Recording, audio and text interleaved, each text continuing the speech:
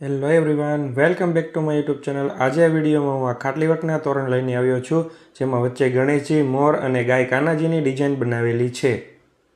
જેવી આ તોરણમાં મોરની ડિઝાઇન છે એવી સેમ ડિઝાઇન આવી કોથળીમાં પણ બનાવેલી છે અને વચ્ચે ગણેશજીની ડિઝાઇન છે એવી સેમ ડિઝાઇન કોથળીમાં બનાવેલી છે।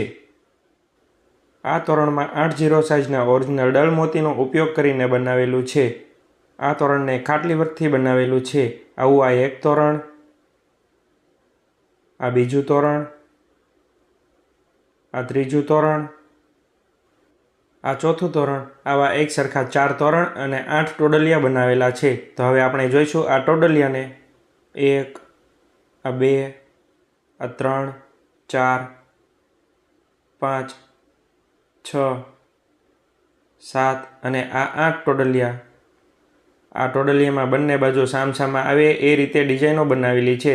ઉપર મોરની ડિઝાઇન સામસામે અને નીચે કાનાજી ભગવાનની ડિઝાઇન સામસામે બનાવેલી છે। આપ સૌને આ તોરણ અને ટોડલિયાની ડિઝાઇન પસંદ આવી હોય તો જલ્દીથી વિડીયોને લાઇક કરો। હવે આપણે જોઈએ આ તોરણ અને ટોડલિયાની સાઇઝ કેવડી છે। આ તોરણને લટકાવવા માટે આવી રીતે કડીઓ લગાવેલી છે। આ સફેદ કપડું અને એના અંદર 4 mm પંચનો ઉપયોગ કરીને પોથવેલું છે, જેનું ફિનિશિંગ આપ સૌ આ વિડીયોમાં જોઈ શકો છો। હવે જોઈએ આપણે આ તોરણની સાઇઝ કેવડી છે। આ તોરણની સાઇઝ 42 ઇંચ છે।